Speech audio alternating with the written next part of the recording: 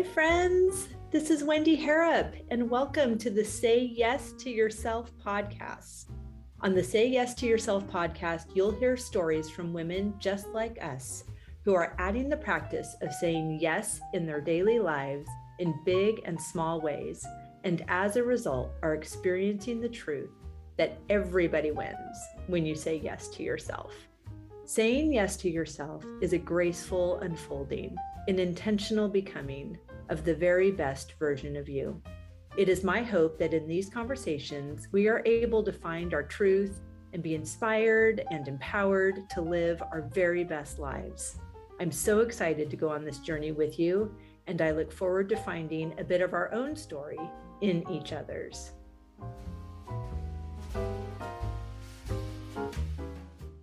Welcome back to the podcast. I'm so delighted to have you here.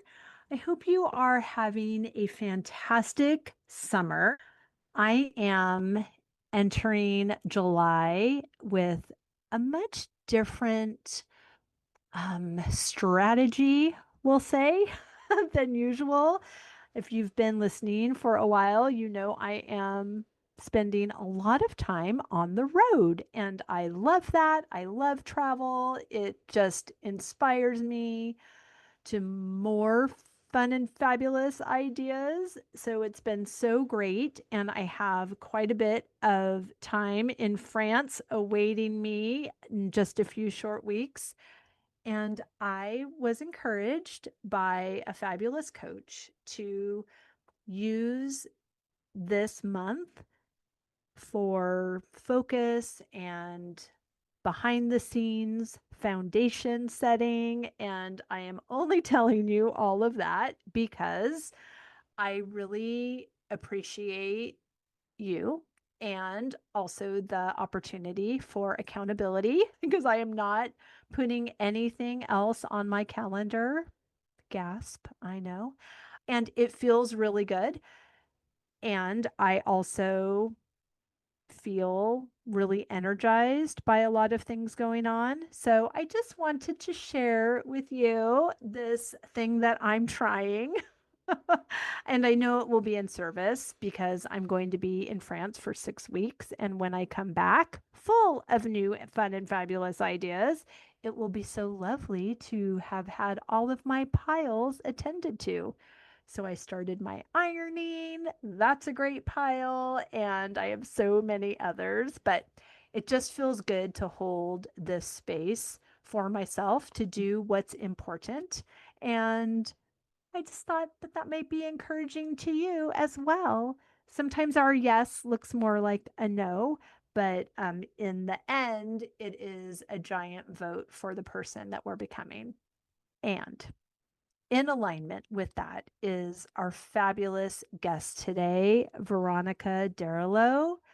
I recorded our original conversation a few months ago, and something happened with technology, and our recording was lost, and I was embarrassed and not sure how to communicate that because obviously we're all people, we're doing the best we can. But this was the first time that it had happened. And I reached out to Veronica and shared my mishap.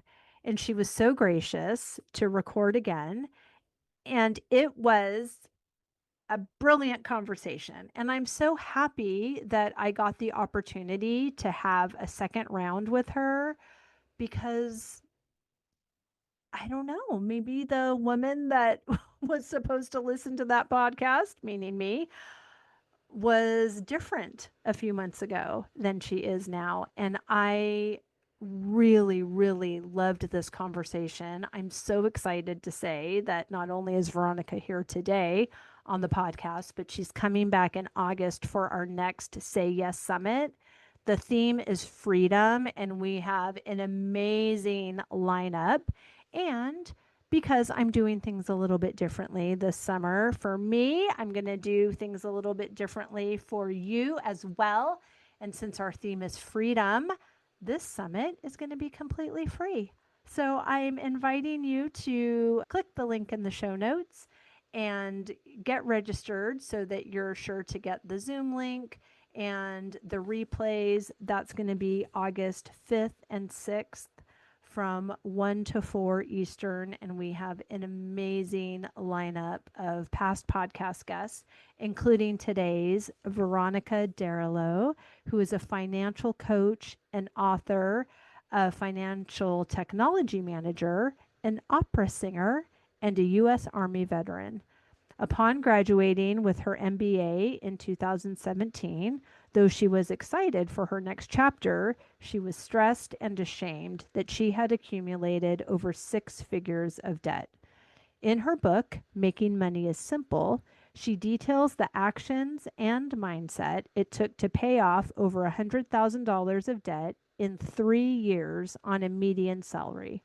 Her Money Simple program combines strategic planning and budgeting with project management and accountability to help rising professionals and creatives stop going paycheck to paycheck and start living out their dreams.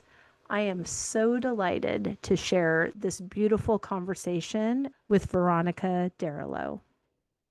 Beautiful Veronica, I am so excited to have you here. And I just want to say again how much I appreciate you and your graciousness. Listener, this is actually the second conversation Veronica and I have had due to some technical difficulties. That beautiful connection point was lost, and she was so gracious to come back. And I'm really excited because I know that everything happens for a reason. And even in the few seconds that we were talking before I hit record, I thought, ooh, I'm so eager to hear this new enlightenment and these new learnings. So thank you so much for being here. Thank you so much for having me, Wendy. And I've enjoyed following along on your Instagram and seeing all of your adventures as well. Thank you. Yes, there's been quite a few adventures of late, which has been really fun. And I'm excited to hear what's been new with you since we chatted a few months ago. But how would you say that you are saying yes to yourself in this season? Yes, love that question. I am leaning into my values this point in my life through music and service. I published my first book last year and started my financial coaching business after several years of having it on my mind and also personally paying off over $100,000 in 3 years on a starting income. And so I wanted to share that with others and help others with that same situation, gaining control of their money and stopping the paycheck to paycheck cycle and regression back into debt. So how do you finally break free from that? And at this point, later on in the year, have finished my first round of coaching clients with great success. So lots of learnings and lots of testing in this first year. Oh my gosh, congratulations. Those are all amazing things. Now, I know that your book is about the journey of getting out of 6 figures of debt, which is so phenomenal. And you mentioned on a starting income. So, just for clarity, I think I already know the answer to this, but I just want to be clear. You did that through this amazing process that everyone needs to read the book if they're in this situation or want to avoid this situation. You did that on a salary from a job or from your own business? Yes. So I had the scenario outlined in the book is I had just finished my MBA. Thus, I had finished a whole round of undergrad, graduate school, and had the 6 figures of debt. And this was my first job. So W-2 salary for a commercial real estate company. And that is where I saw in the real world how high net worth individuals were managing money and how they were deploying capital and buying assets. And I was able to be involved with creating multi-million dollar property management budgets. And I realized, oh my gosh, I have an economics degree, I have a business degree, thought I was doing a budget right. Nope. It wasn't until I saw it operating in the real world that I was like, oh my gosh, they do things so differently. And that's when I was able to apply it to my personal life. And then when I was finishing off paying the debt. It was 2020. And I also have a dual career as a singer. And all of my creative friends overnight, because of COVID, lost all of their contracts. And so it just started with service to my musician friends, giving webinars and like, how do we prepare our money for this type of event? I had just done Mm. this incredible thing, and I just felt called to share what I learned and about how rich people manage their money. And then I just had it on my mind for a while, and so decided to formally start the business and put my story on paper. Oh, it's so good. And I have the book. I have not read it yet, but I'm very excited. As you can imagine, I interview a lot of authors, so I have a lot of books on my TBR pile, but I just love the generosity associated with your experience, because it could be easy to never speak of that, to be as quiet as possible and never admit a quote unquote mistake, which it's not a mistake. And shame and guilt and all of these things are just vehicles that keep us from our highest and best. And I love how not only did you turn the tables on your own financial situation and the methodology that you used to get there, but you also turn the tables on speaking about things that a lot of people don't speak about, which of course makes it so attractive and people want more of that. So, of course, you've had a successful round with coaching clients. And of course, the book is doing so well. And of course, you're going to just continue to grow in impact and efficacy as you share these stories, because the old way is just not working in every area of our life. I love that. Thank you for calling that out, Wendy, because it is so true. When I went to write my first chapter of the book, it was the hardest chapter, not only because there was nothing on the page, but also because I had to make decisions of how vulnerable do I want to be? How much do I want to share? I did carry a lot of shame with it. How much do I want to go into what I had to dig through emotionally to get over, what was holding me back money wise? So, yeah, there was that balance of like, how much do I share? How vulnerable do I be?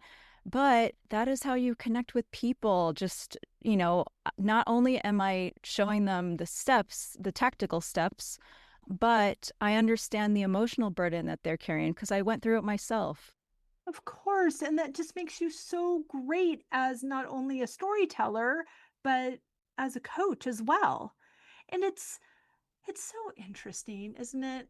Like, we create these narratives for us based on actual information. Like, you have the paper that says this is how much you owe. And like you said, the shame, that's such a heavy, uncomfortable feeling, as if you got into that position by abusing drugs and alcohol and gambling your kids' tuition away. You were in that situation because you were educating yourself. And it costs money to live. It costs money, as you, I'm sure, are learning.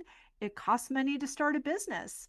And I would love to hear so many things that you have to say, but I'm interested in how the transition from a W-2 job to your own business, how that has been for you as now an expert in the finance world.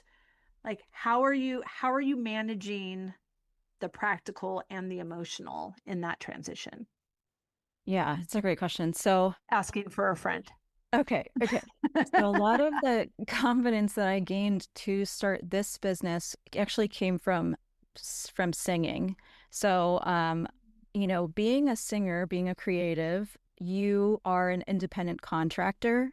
And so you are your own business. So I've been familiar with that for a long time. And I actually worked with a music business coach. I had been, my husband is still active duty military, and we got restationed a few years ago to the West Coast. So I was an unknown. I talk about this in my book as well. I was an unknown in a new market, having to reestablish myself. And I'm like, it was after COVID, things opened up. I go to my first audition, there's 300 people. Oh my. And I was like, oh my goodness, because everything's opening up and everyone has been shut out for a while. It's just bananas with the amount of people auditioning. I was like, I don't know how I'm going to break through, if this is going to be how it's going to be at cattle call auditions. So I have to try something different. And I hired a friend of mine who is a music business coach who had been his own agent. And he was able to help me establish my brand and business in this region. And I've been doing really well with having my own contracts here. And there was a light bulb moment in there where I have been working in the business space for over a decade. I've been working on my music for multiple decades at this point, and I had always compartmentalized them, and I Mm. never thought to put them together. And that was when things clicked for me. I was like, oh my gosh, I'm applying my business practices because I've always worked for startups. I've been involved in sales, operations, marketing. I put all of those skills to use on my music business, and then things started to take off. So just being like, oh my gosh, I have built all these skills over the years, and here's how I'm applying it to this business, and I'm seeing the results of it. Now I had this, idea in my mind about this financial coaching business, and I'm like, I have all the tools and the skills I need. It's just putting myself out there at this point and like doing the work. So actually, the music side gave me a lot of confidence in launching into the financial coaching business. And then from a practical standpoint, a lot of the coaching, this is my first time doing B2C. So there was a Okay. lot of learning that I knew that I was gonna take in this venture, but I was like, well, I have a business background. It's just like gonna be some new net growth for me. A lot of the personal branding stuff is knowing what your unique point of view is. So I had to come, finance, it's not like there are tons of financial gurus out there, but there's no one that's me. And so it was like, what are the things that make my story and my technique unique? And so distilling that has been important, and I'll continue to hone that story. And then also, I would say in transitioning, time management has been something I've had to deal with. And about a quarter ago, was feeling super overwhelmed between I am still working a day job in the finance space. So I'm a senior manager at a technology company. And then I have my singing business and I have my coaching business. So I was like, something's got to give. I'm feeling very underwater. I'm feeling out of control. What I did was a time audit. So I Mm. took time just to think, what does an ideal day look like for me? What does it look like right now, not successfully? And then I pulled that out, like, what does a good week like for me, and what does a good month look like for me? And my main takeaways were, I really need to go to bed earlier. Mm. That allows me to wake up the next morning the time that I want to. I time block like crazy, so I'm only doing one activity at a time and have to be reasonable. It's actually been good that I've worked for a technology company for several years, because instead of being disappointed all the time that I can't do all the things, I've learned the technique of road mapping. And Mm. Say more. okay, so in technology, they have what's called a product roadmap, and they just get at what is called an MVP, or a minimum viable product, out to market. And, the products are only going to be perfected as you get feedback from real users. So just getting out the minimum viable product, like, I also feel, because it's like a calling for me, I feel like I need to get out as soon as possible, because I'm not helping people every minute that I wait for something to be perfect, right? Right. Yes, yes, yes. Say that again. Every minute that I let perfection stop me from launching something, I am not helping, I'm not serving. So even if it's got to be messy, even if the execution is messy to start, I do feel compelled to do this work and called to do this work. And I have gotten results for people, which is so exciting. And yes, the templates could be prettier. And yes, the website could be prettier, but the results are really what matters. Changing lives is what matters. And I do feel from doing that audit and being super clear about where my time is going and that it's aligned with my goals and that my goals are realistic and I'll eventually get there, but I'm not burning myself out along the way. Mm. And I'm actually just doing the most high leverage activities that I can in any given week. What's going to move the needle the most? I got to focus on that one thing. And if I do that one thing that week, then I'm happy. Oh my gosh. Okay. And then here's your sideline course of time management because I mean, really, like, let's create a PDF and that can be your freebie. We'll give everyone a link in the show notes. I mean, really, because that is, of course, I can Google time management skills. But at this point in my life and just my personal preferences, I prefer information that's been curated on my behalf. So I want someone who I've met to tell me what worked for them, and I know how to pull what's in alignment for me out, but I don't want to look at every single person's idea of how to save time because that is a giant waste of time. So I love the road mapping. I love you said it's a minimum viable product. That's correct. I love that because I mean, how many sweet female entrepreneurs go out of business with the most beautiful website, but they never made a dollar because they spent five Amen. years working on that dumb thing. Gosh, I love this so much. I love that your music business helped you already have the chops required for visibility.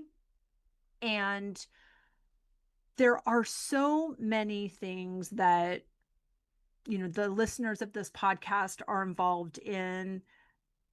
Sometimes there's a midlife reinvention, right? So we're trying something new and we have imposter syndrome and all of these things, but to be reminded that this is a new venture, but you're not new. Like you've learned these skills, you've actually practiced these skills, you've actually been paid for these skills by other people at a W-2 salary job or a W-2 job, but you are now implementing them in high level, high touch service to people that are sitting in front of you. It's just so rewarding. Yes, it's definitely rewarding and it's so nice to be able to reconcile all the pieces of my personality that I kind of have been hiding away depending on which employer I'm talking to. So, the music employers don't really know much about my business stuff and then vice versa. So, this has been a really beautiful way of piecing all that together and like making all the parts of me whole. I love that so much. And the compartmentalizing is not in service. When you put all of those different elements together, instead of having something that's larger, it's actually more defined and focused. So the fact that you can provide for a lot of people, but really skillfully, financial management practices for musicians, like that's incredibly niched and so needed and so valuable. And of course, you can do this for people that are not musicians. But when we market to an ideal client, it doesn't mean those are the only people that are going to be our client. It means that we actually have clarity when we're speaking because we're talking to one group of people. And anyone that sounds good to, whether they can sing or play or perform or not, they're still going to be drawn to you. That's right. Yeah. So anyone with like some creativity in their heart. Right. Right. I mean, and even if you did it for vocalists or it's like for people that watercolor. I have a friend who she's very creative and she's licensed her work, her hand lettering to major brands and all of these things. But now she is zeroed in on pastels and she creates beautiful art. There's a couple pieces behind me that she was an artist in residency here at the Phineas Wright House while I was on a trip to France.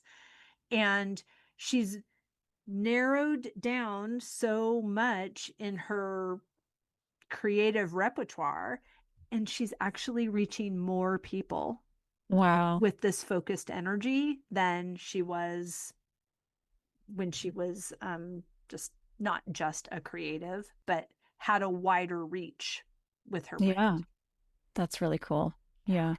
Because you can really dig into what they're feeling and their very specific problems. Yeah. Right. And you can speak to them so clearly. And the pricing of that offer also gets to the narrower your focus, the higher the value as well. So you could, Alex Hermosi talks about this in $100 million offers. What is that book? $100 million offers. I think that's what his, but I think it is. Yeah. And he said, like, if you have a time management package, but then if you have a time management package for landscapers, Mhm. like then it's your audience, but you can price it higher as well. Right. So like Mhm. super specific to that audience. It's really cool. Yes. Oh, it's so fun. I'm also interested in if you're willing to share. Obviously, everyone will buy the book and you're not going to read us the whole thing. But I'm interested, what was one or two ways that you witnessed these high net worth individuals managing their money that seemed like a light bulb moment for you?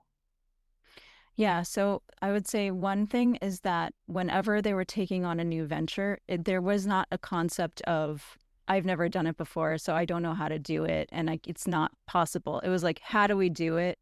Who are the right people to bring in? So the concept of who, not how. Mm, So that was one thing, is just like anything was possible.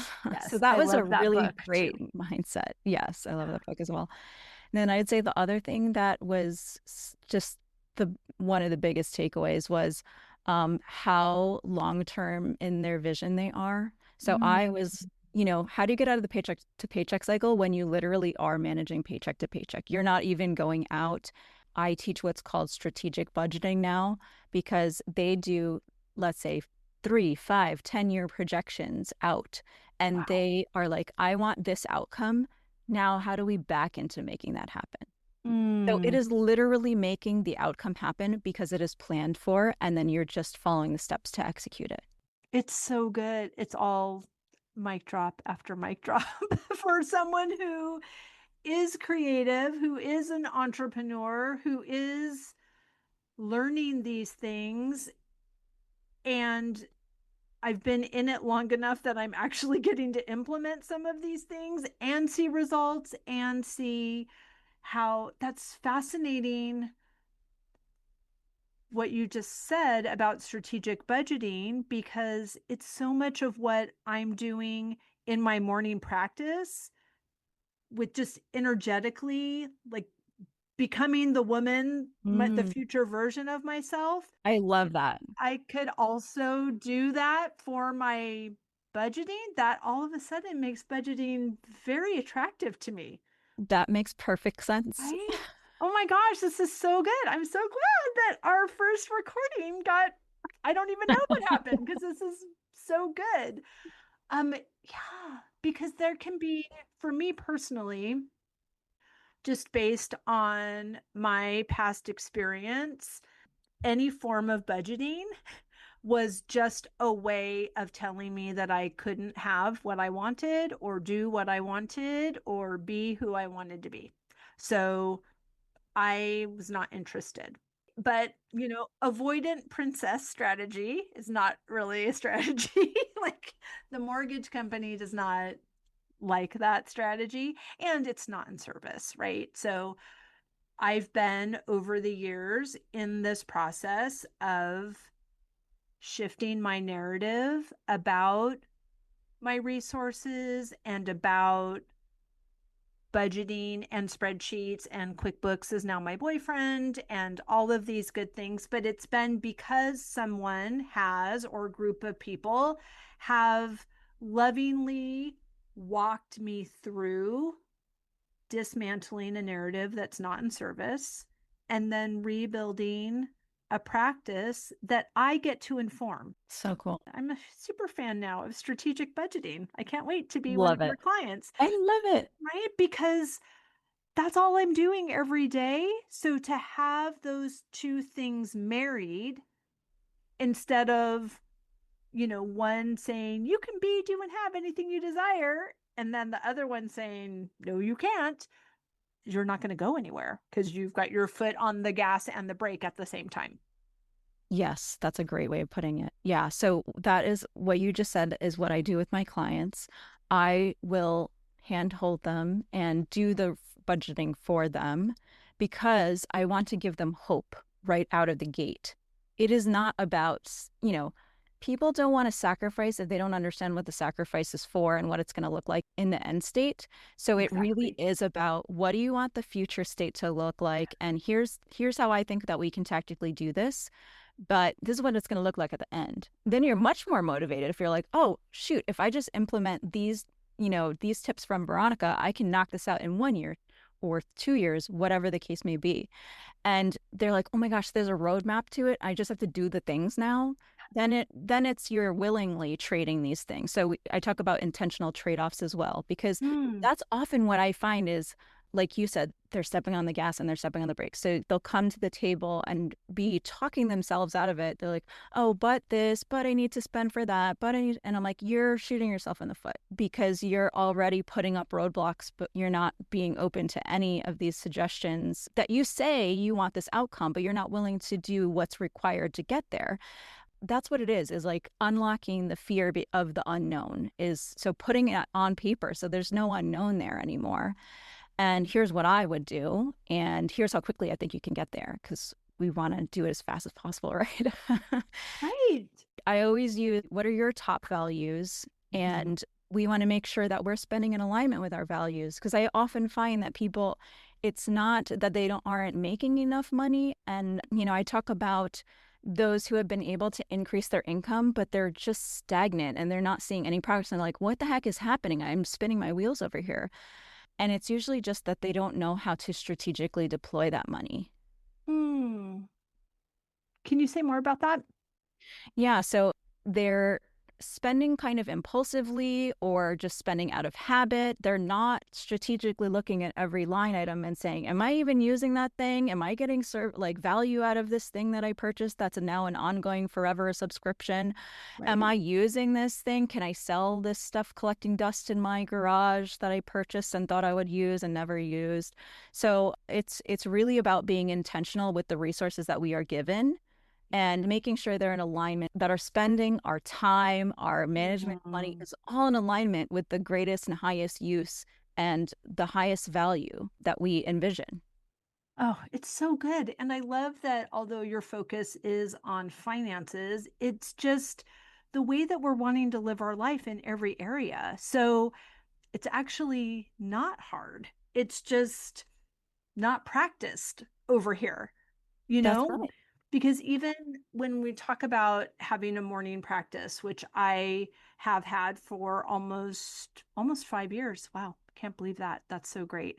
It has 100% changed my life. It's a non-negotiable. I get up at 4:45 every day unless I'm on a red eye or was up too late.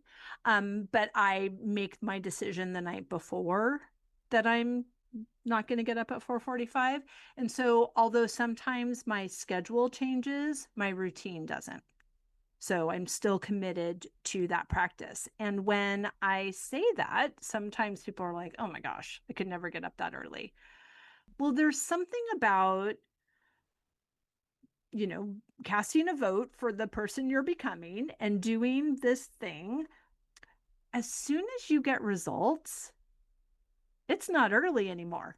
And as soon as you see that you're intentional about what's going on your budget and how you're spending, and you're just mindful, it's not limiting. It's actually Mhm. bliss because Yes, you're conscious of it and you're putting intention. And that is what we know to be the key that unlocks infinite abundance. So it's just allowing, it's like you're pre-paving the road that all of these things are going to come to you. I love that. And if you don't like take care of the road, it can't come to you.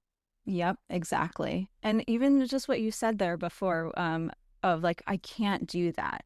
And like you said, once you start getting the results. So I have a client that I just started working with, and she was super underwater in her finances. She's like, I don't even know where to begin. And I gave her like 15 things to work on. But I said, hey, let's do these top three high leverage activities first. Then we're doing like one each week that we're working on. And in 3 weeks, she increased her monthly cash flow by $1,000. Oh, And she yay. was in a meeting with me, and she was like, I can't believe it. Like, it's just, yeah. So, and a lot of that is just having the courage to show up and be willing to say, I have this issue. I want to work on it. I'm willing and open. I'm an open vessel. Just show me the way. But then showing her what, okay, here's what I'm trying to get at, but I need you to work on these things. I can't do them for you, but here's what I would do.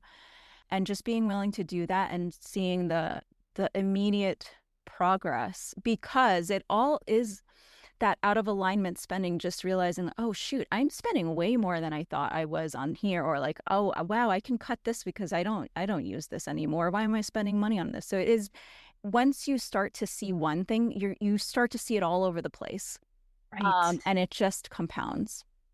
Oh, it's true. And the things that we're avoiding, we create this narrative about them. For example, Mm. QuickBooks. I had a bookkeeping company doing QuickBooks for me because I had a terrible practice. Well, I'm going to call it a practice. It was of not doing it. So I can't really call that practice.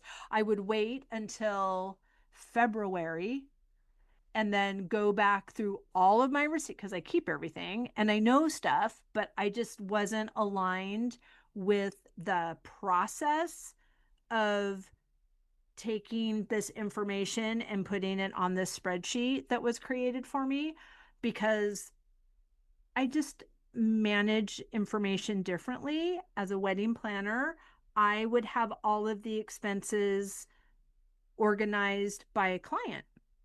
And so I know every vendor for that wedding and I know it all. I have it all Mm. in my head. I could do 15 weddings in a year and know that if this was from Mayflower Bakery, that was Megan and Travis, and that was May 3rd. I know every like that is actually true. Those are the people, and that's the date, and that's the bakery. So when a different system was told to me that I needed to do, it was by month. And felt Mm. so scattered and chaotic to me that I wasn't drawn to enter the information. Would that have been quote unquote easier to do it monthly? Sure. But if that's not how my mind organized this information, it wasn't easier. So I would put it off and then I'd be, in some instances 14 months from the wedding and trying to recall all the information and then finding out that I wasn't paid for some things by different vendors. Wow. So then I'm reaching out to them and now it's 14 months. I mean, it was so not fun. So sorry, it's such a long story. So when I started this, transitioned out of weddings and was doing just whatever I'm doing now. It wasn't really a transition. It just feels like, oh, I'm going to do this now. And then that leads to this and that leads to this. So it's all one continuous entrepreneurial journey. But I had the bookkeeper so that I was not experiencing the February situation. But then every month, I was looking at the reports and saying, no, that isn't right. This goes over here and this goes over here. So I was doing all of this work and then paying them Mm. a lot of money. And I just didn't even realize until someone said, um, Time out. right, like look how much you're paying them and how much work you're doing to fix what they're that doesn't make any sense. So why don't you do it yourself? But then I immediately said, oh no, no, no, I can't do that. So having somebody graciously say, okay, well, what if you tried? So then I tried, and come to find out, I am the one that has all the information and I know what category it goes in. And so to do it in a fraction of the time and what felt like for free because I was doing it, then that's how QuickBooks becomes your boyfriend because you get a result. You can do the hard thing because somebody told you you can, and you get the result, and then there's no stopping you. That's awesome. It's you becoming addicted to how I wins. Right. So, how, when you're working with your clients, and I'm sure it's customized based on who that is, but what are the elements that you use to identify? Like you said, you had 15 suggestions for this client, but you chose you didn't say high impact, but what was the It said term that high you leverage, used? but High yeah, high leverage. impact Yes. leverage. Hmm. Yeah. So what do you define as high leverage, and how do you help someone decide that's where they should start? Yeah, for financial coaching, it's pretty easy to see what high leverage is because it saves you the most money. So, Well, it's so easy for you which to see, but not for the it's person. easy for me to see, I Yeah. suppose. Yeah, that's true. So, if someone has, in this example, they have like a $5,000 tax refund. I'm like, okay, what are you using this tax refund for? Oh, vacation. Oh, Nothing interesting. like I'm using it for some strategic outlay for Okay. private school or anything like that. But just I want it to blow it later on. Mm, I was like, well, this could be better used for this immediate, like high credit card debt that we want to pay off. And that you will eventually have an increase in your income going forward forever because we're going to pay this off. So, reducing the withholding there versus, okay, we're going to cut a $15 subscription, like stuff right. like that. People think they go to like the whole latte thing, like, oh, we're going to cut lattes out. But gosh, boring things, renegotiating insurances, like Mm, renegotiating vendors for things that are just a huge ongoing expense month after month that you don't I want you to pay less, you want to pay less, you don't want to pay any more than you have to. So right. you may not even have any internal friction because I'm not asking you to give up stuff that you actually like, you're just trying to Right. renegotiate a contract. But maybe no one told you like that was even Right. You can possible. do that. Yeah, How do totally. you do that? How do you renegotiate can you renegotiate your homeowner's insurance? Yeah, yeah. So this is something that we applied in asset management for commercial real estate is there's a like a rule in my house where you have to get 2 to 3 quotes. Okay. So for very large expenses like annual expenses like this, don't just oh we're auto renew like no thoughtless, mindless, Because it and goes up because it only $1,500 goes up every every year. year. Yes. Don't just accept that, like, okay, cool. Like that's your price that you're coming in with. I'm going to shop around. I'm going to get 2 to 3 more quotes and see. And then lo and behold, maybe they want to come down a little bit. Or if not, then you can pass and give your business to another company. Of course, you want it to be apples to apples what they're covering, but Right. at least you'll know, is this the best price that I can get? And no one wants to overpay on that stuff anyway. Right. But we just let it renew. These companies are smart and they know that people will just mindlessly let these things go. And so they won't take time, whether it's 1 hour to make a phone call, to save a huge amount of money. Right. Well, I mean, last year when I got the quote and it was $1,500 more than the year before, it's like I'm new to budgeting. I'm new to budgeting for this household since I'm divorced now. And it's like, wait a minute, I budgeted for this. I didn't know it changed. And so when I called, the answer, which I wrote on the bill, like the reason for the increase was because. Like really, that's what they said. They're like, well, it just goes up every year. That's how it is. And then I assume that they Mm. know and I don't. So it's like, oh, okay then. I don't know how you're supposed to budget for that, but all right, I guess that's Right. how it is. So I think there's so much to just this investigating. And I'm 57 years old. Should I know everything by now? Probably. Do I? Not even close. So it's having the ability and really the radical self care to ask for help.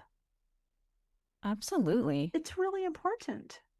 Yeah. And, I think of the what you could be using it for. I'm like, do you want to give $1,500 to this, or do you want to take a vacation with this money? Like that's a Right. hard trade. I don't think anyone would. I would take the vacation all day long Right.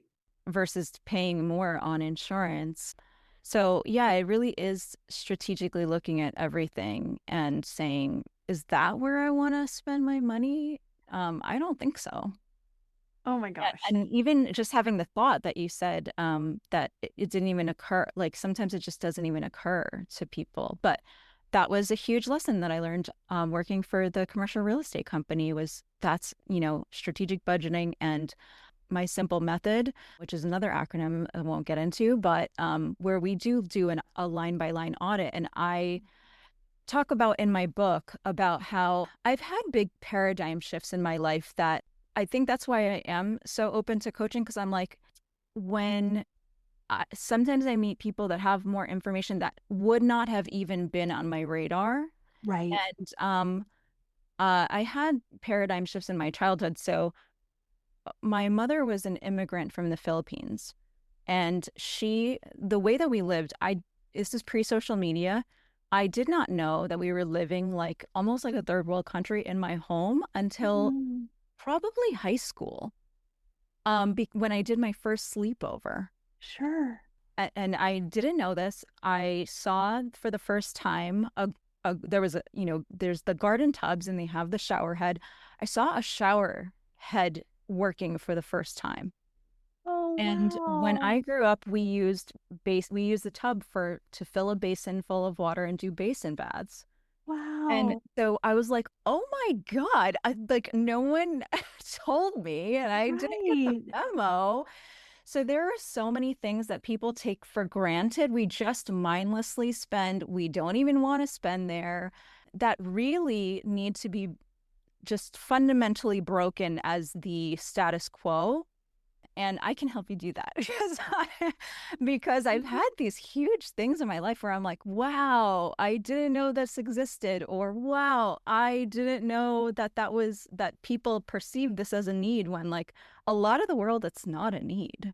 And Right. if you nix this thing for 6 months to serve your end goal, that's gonna make you a strong person For and sure. gonna make intentional trade-offs just so a part of you. You're never going to be able to see anything the same way again.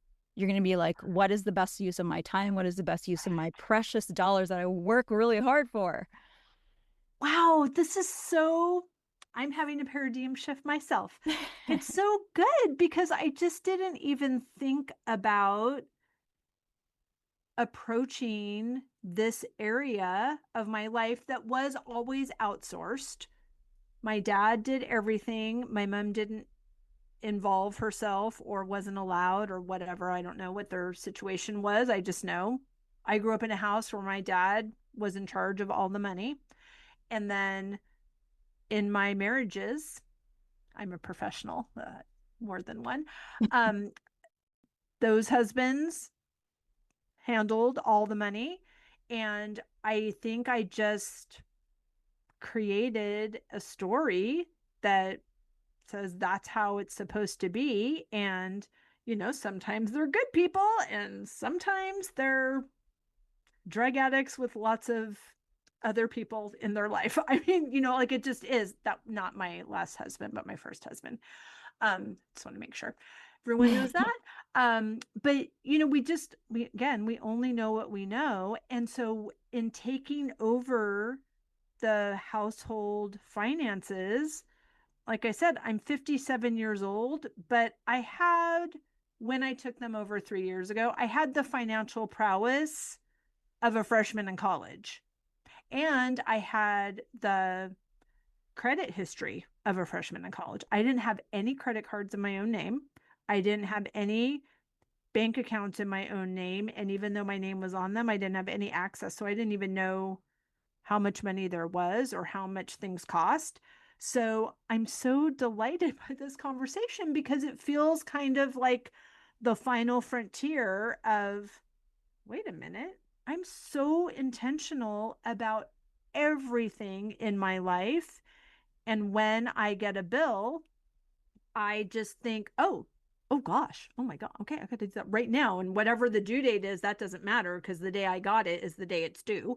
And, I think that there's some space for grace Yes. and a new learning and a new understanding of all of those things. And the fact that I mean, seriously, I know you've just finished with your first round. I hope you have space on your calendar because I want to do this well. I mean, I want to do everything well, but just the idea that things can be renegotiated, that I've heard recently, which I know you know this and everyone in the world might, but that even interest rates on credit cards can be negotiated. And it has not been a secret that I have relied during my 3-year divorce process very heavily on my credit card investors. And I see them as investors. I do not call that debt. There's no shame. I'm super grateful. And I would like to have some of that money myself Hmm. instead of give it all to them just because they're really nice.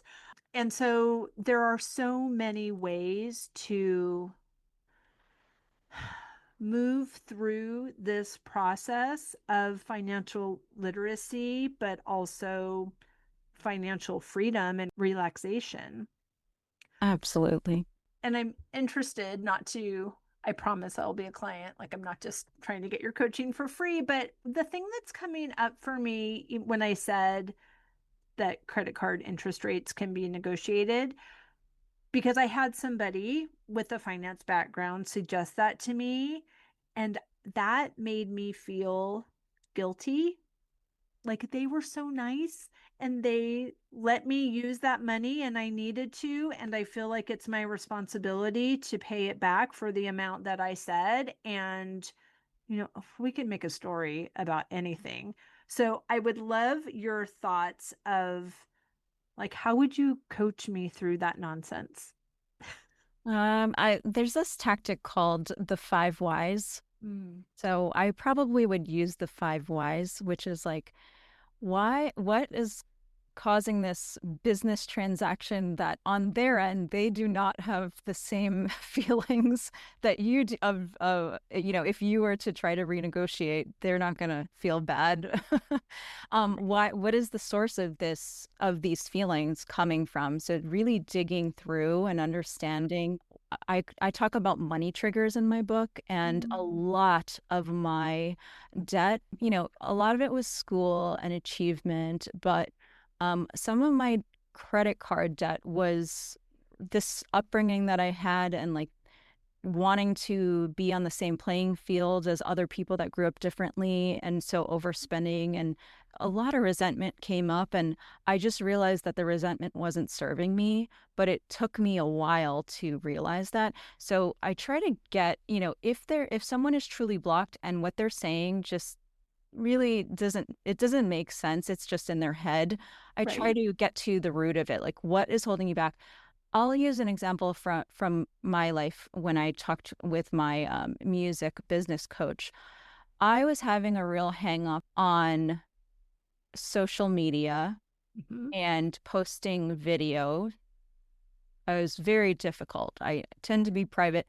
Had the same experience with the first chapter of my book, how much of myself do I want to put out there?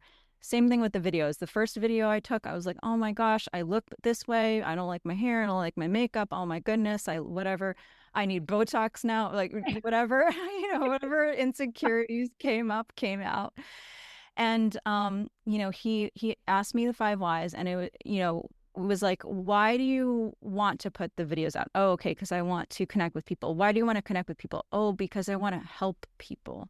Oh, why? Like getting to that actual root of why this will be a good thing for you, or uncovering some scripts that maybe not serving you anymore. Oh, it's so good. Thank you. Thank you for sharing that. Thank you for writing this book. It is in great contribution. And now I'm so excited to move it off of my TBR pile into July is all about attending to the piles in my life. And I'm really excited, and just for further accountability, I'm not adding anything to my calendar. I've really blocked that off. That is a huge deal for me. And I know that good things are coming, and I want to be ready for them. And it's a good foundation. So I'm so grateful for your book, but I'm so grateful that you are not stopping there, and that you are providing your brilliance and your service and contribution to others. So please tell everyone where they can find and follow you, how they can get their own copy of the book, and how they can get in line behind me to work with you. Awesome. So the book is available on Amazon in print and Kindle version. It's called Making Money is Simple. And then you can visit my website, makingmoneyissimple.com. There's also a book link to the bookstore there, as well as other free resources. And then you can follow me on Instagram at Making Money is Simple. So beautiful. Thank you so much, Veronica. I really appreciate your time today. I felt like it was 1,000 times better than our first conversation. So that's just yummy and fun. And I'm so excited to have you come back again for the summit in just a couple of weeks. It's so good. I'm so looking forward to that. Thank you so much for having me, Wendy. Oh my gosh. Thank you.